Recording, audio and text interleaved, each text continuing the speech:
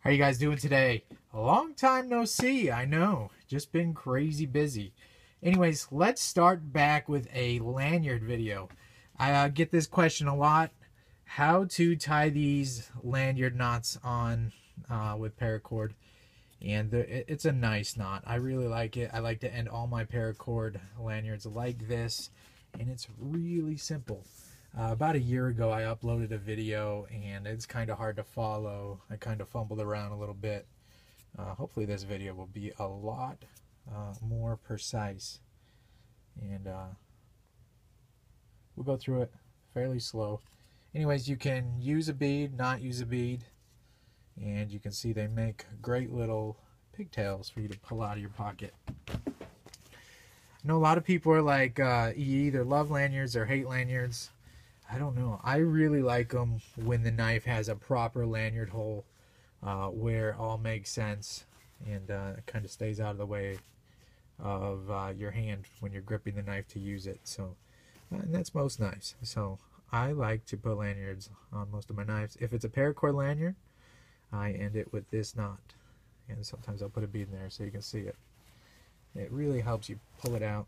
And especially being that it's colder here and I wear gloves to work in and stuff, I like beads on the end of it. It just gives my hands something to grab onto and pull it out of my pocket. So you can do all kinds of cool things. But today we are going to put a new lanyard on a parallel tearing here. This is a user Hinder Warncliffe. Got a review on this one coming. So let's cut off that old one. Ooh, that wood is throwing it out of color. So we're going to put on this huge Spyderco bead. I don't know if I'm going to keep it on here. But I bought it for this knife, so let's try it. Most of you guys will know that this is the correct way to see the lanyard. The Spyderco symbol has the little triangle sharp maker triangle at the front face. Did you ever notice that? Yeah, probably hard to see. So we're going to tie it on in this configuration here. What you're going to need is about 2 feet of paracord, 550 paracord. And if you want to, you can melt one of the ends to thread it through. Super simple to do. You guys probably all know how to do this. We're going to get on with the knot here in just a few seconds. So thread that through. Okay.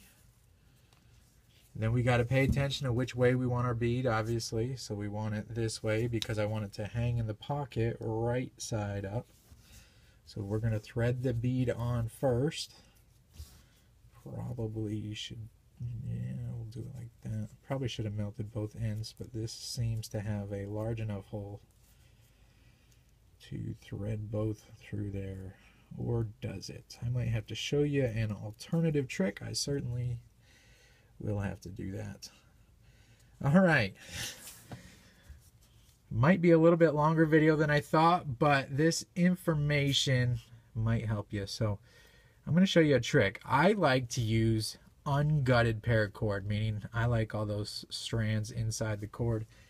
Makes the lanyard a little bit stronger, fills it out, doesn't make it feel like a wet noodle. Kind of has something, some sort of substance to it. So there's a trick you can do to keep this cord gutted when it's done. Now I have 2 feet here, so I actually have a lot of extra. So what I'm going to do is pull a little bit out, and you'll see, because I'm going to waste some of this cord. Why not use a different knife? Alright. So now you see how I pulled a little bit out, about 1.5 inches. Now I'm going to unbunch it. And now this cord is ungutted to about right here. Okay. So use a different knife, why not?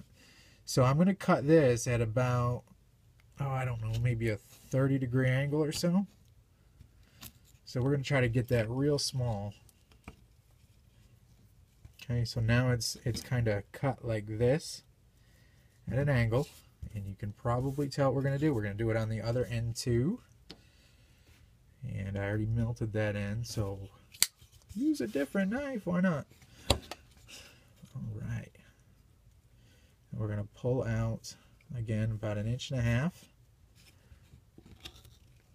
Ooh, that cold steel is sharp, huh? Yeah, should I do a review on that? Cold steel is doing some awesome things this year. I've got a little rant video, whatever you'd like to call it, on my thoughts on that. That's going to be killer. All right, so we're already threaded through here. These cords are going to be equal, and now that we've got them degutted from about here to here, right, we're going to melt these dudes together, facing that like that. So now both of my ends are cut at an angle, right? So we're going to kind of pair them together like this, melt them together. Makes it easier if you kind of wet your fingers beforehand. You can do it and just be a man. And we've got some fire going there. Probably burn the crap out of my hand if I squish that right this second. I'm going to lick my fingers. Wait just a second, get that wood out of there, and then squish everything together. And I may have waited too long. Let's see. Let's just mold that together just a little bit more. Try not to ruin the shot. That wood is making everything super yellow. Lick my fingers again. We're going to push all that together. There you go. So now we have a very ugly but hopefully useful piece to thread through here, being how this is a thick hardened piece of plastic or nylon type of material. You can actually shave it down into almost a point. It doesn't have to be super pretty or anything, because this is all going to come off as soon as you thread it through here. So we're just going to thread it through. Kind of twister and spinner, and there you can see it coming through the back end. And there you go. There's how you get two cords that still have the guts in them through a tighter hole, and it works for any of these. You should have seen how small this hole was for this schmuckatelli bead here. I like them tight like that, so I don't mind having to work a little bit to get my paracord through the hole. And why? Because I don't have to have an extra knot up top, and this bead's not going to slam up and down. Okay, before I cut myself, this bead's not going to come up and down. See how tight that is on there? So I don't mind a tight hole. Zing! There's a joke in there somewhere. That's terrible. All right. So we still got equal ends here. Let's slide that down a little bit. And we're going to cut off those ugly ends. That's why it never hurts to have a little bit of extra, because you really don't need quite 2 foot on this. Let's get all the stuff out of frame here, and let's get to the goods. So slide your bead all the way up. For me, and how I like to carry my knives and extract them out of the pocket, I usually like my stuff to come about 1 inch off the back of the handle. Well, I guess it depends on where that lanyard hole is, but they all generally hang about like that. So if that makes sense, it gives my pinky a nice spot to pull, and my fingers are already pinched up on the knife somewhat. So that's what we're going to shoot for here. Let's use this as a reference because it's gorgeous. Alright, so here's the goods. So you didn't know, 10 minutes into the video we're going to actually start the tutorial. I know. Alright, so take it like this. Chop it like you're going to chop it like this with your fingers. This is going to be your place to hold it. See the situation here. Take the right hand side, fold it over and onto itself. Do you see this? We folded it over onto itself. The part coming out of your finger is in front. That made a loop. Very simple here. This second piece over here is going to go underneath this little tail. See how it goes underneath it? And then it's going to thread back through here. But first, you got to take this and thread it through that center. Did that make sense? So we were holding it like this. This is underneath. We're going to feed this through here like this. We're not actually going in this hole. This comes up and pulls through that hole. And then this threads through that piece. That's the hardest part of the knot. So once you get this configuration, you're in the home stretch. Now there's a lot of ways to do this wrong, so I'm going to thread this through about 3 more times just to show you. So your end condition should be the same, well, same shape on both sides. I don't know why I couldn't think of that. So see how I got a piece coming out over here, over top of that loop. This piece comes down over top of that bottom loop. So let's do that one more time, because I know, believe me, how confusing that can be. We're going to pinch it like this. Fold the right side over onto itself. This bottom piece threads underneath here. And then this is going to go over top of this. But first, you take this piece here and thread it through the center. Pull it up. And this comes like this. Okay? Trying to do it slow because I know some of you guys are going to be following along. Should we do it one more time really slow and then we'll finish up the knot? To finish it, super simple. Just make sure your condition looks like this, otherwise your knot is not going to be all pretty and round like this. See how this comes out over here, over top of that. This comes down over top of that. Alright, one more time. Believe me, when I first was learning how to do this, I had to stop and rewind the video over and over again. Folds on it to itself. We got that. Alright, that's easy. This is the tricky part. This goes underneath this flap. And then this has to have this piece threaded through the center. And then this piece hooks through here. Okay? And your end condition looks like that. It's almost like a figure 8. I believe this is called a Carrick's bend knot, but I'm not a lanyard pro here, so. Alright. So what do we got to do to finish it? That is extremely simple. See that center piece? And you see these little legs? These little tails hanging off? You literally come around this leg and come up through the very center of that hole. Okay, we're going to do that one more time. These tails in your Carrick's bend wrap around this opposite side that's going to the knife, and that threads through the center, and then you do the same on the other side. But first, we got to think about when this knot ends, we want it to be about down to here. So if we're going to do any adjustments, you have to do it now. So we're going to slide this Carrick's bend down a little bit, because keep in mind, as you tighten up that lanyard, it's going to slide back a little bit. So you want it a little tighter than you think you need it. That way when you tighten that knot down, it'll be right where you want it. So I'm just moving the slack up a little bit here. Tighten up your ends. So we have this Carrick's bend here. Let's check it on a pocket real quick. That's going to be about right.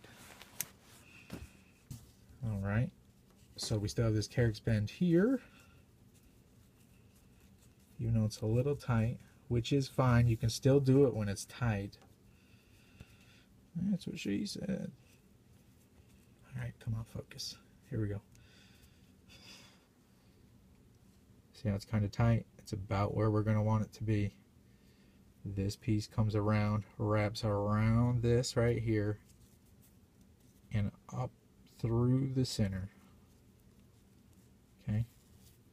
Keep it loose right now. This piece on the other side will wrap around the bottom, past that opposite end over here.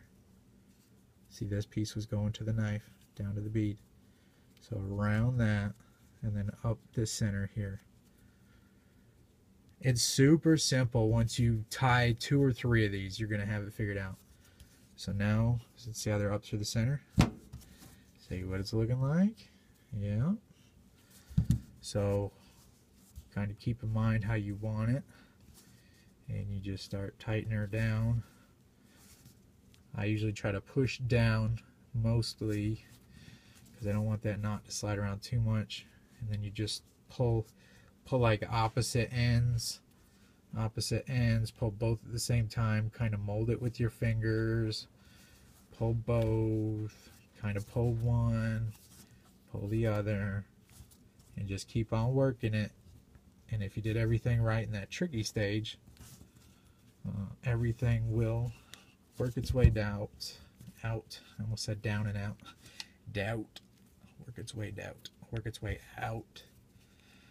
And you will have a nice, beautiful lanyard knot. Take some playing with, and there you go. I can still squish this around a little bit, but there's our bead on there. Let's check our placement.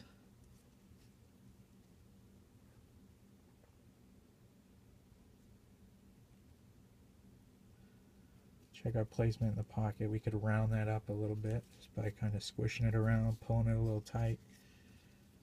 Alright, beautiful, huh? Check the pocket placement. I think that's going to work. Oh yeah. Now, however you guys want to do this. I get a lot of knives in for work, and a lot of them do have some of the, well, not a lot, but some of them do have these lanyards. Or you see them online. You can see I like to leave about 1 inch hanging off of mine. Some people nip them way down at the base. That looks pretty good too, but I don't know. I just like these little pieces here. They don't do anything. They don't really add any extra traction when you're pulling out. I just think it looks better. Just me though, so do it however you want to do it. But we're going to cut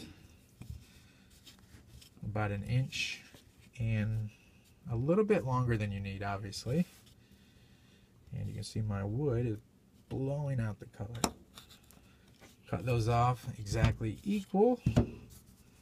You see we got our gutted cord, so we got our tight gutted cord through that bead.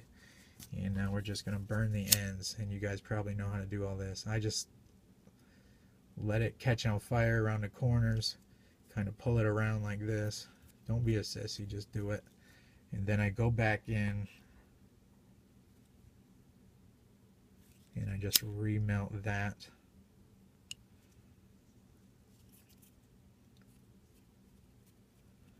And there you go, rinse and repeat. Let's go ahead and finish it off.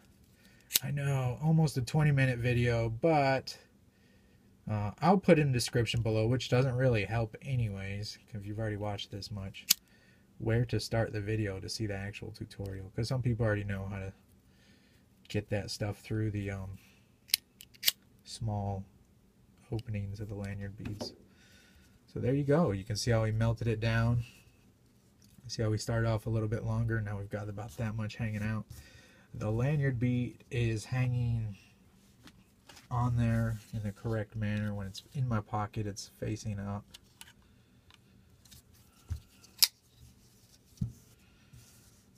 There you go. So enjoy, guys. Let me know how it works out. Hopefully I didn't block the camera too much. It's not easy. Try to have your fingers do the knot while you're trying to explain, have everything work out right so it can go in your pocket the next day.